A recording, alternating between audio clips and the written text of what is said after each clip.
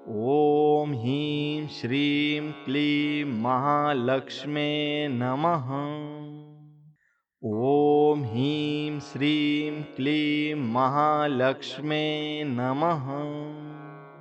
ॐ ह्रीं श्रीं क्लीं महालक्ष्मे नमः। ॐ ह्रीं श्रीं क्लीं महालक्ष्मे नमः। ॐ ह्रीं श्रीं क्लीं महालक्ष्मे नमः। ॐ ह्रीं श्रीं क्लीं महालक्ष्मेय नमः। ॐ ह्रीं श्रीं क्लीं महालक्ष्मेय नमः। ॐ ह्रीं श्रीं क्लीं महालक्ष्मे नमः। ॐ ह्रीं श्रीं क्लीं महालक्ष्मे नमः। ॐ ह्रीं श्रीं क्लीं महालक्ष्मे नमः। ॐ ह्रीं श्रीं क्लीं महालक्ष्मे नमः। ॐ ह्रीं श्रीं क्लीं महालक्ष्मे नमः। ॐ ह्रीं श्रीं क्लीं महालक्ष्मे नमः। ॐ ह्रीं श्रीं क्लीं महालक्ष्मेय नमः। ॐ ह्रीं श्रीं क्लीं महालक्ष्मेय नमः। ॐ ह्रीं श्रीं क्लीं महालक्ष्मे नमः। ॐ ह्रीं श्रीं क्लीं महालक्ष्मे नमः।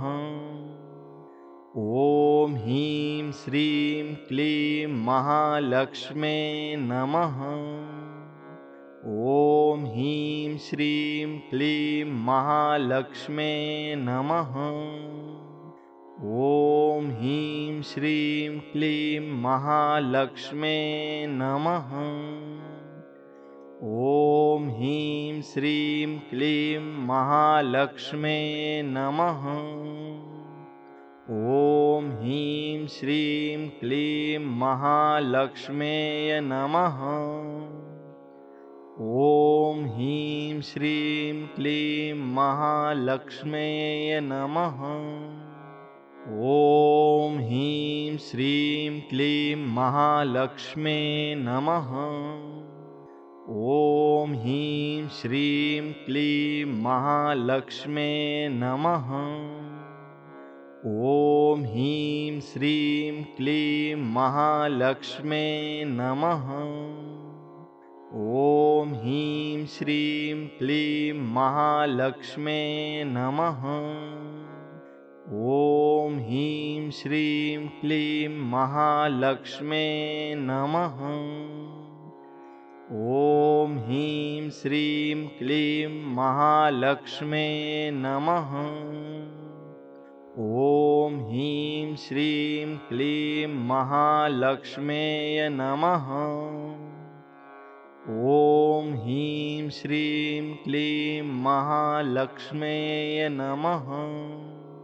ॐ ह्रीं श्रीं क्लीं महालक्ष्मे नमः। ॐ ह्रीं श्रीं क्लीं महालक्ष्मे नमः। ॐ ह्रीं श्रीं क्लीं महालक्ष्मे नमः। ॐ ह्रीं श्रीं क्लीं महालक्ष्मे नमः। ॐ ह्रीं श्रीं क्लीं महालक्ष्मे नमः। ॐ ह्रीं श्रीं क्लीं महालक्ष्मे नमः।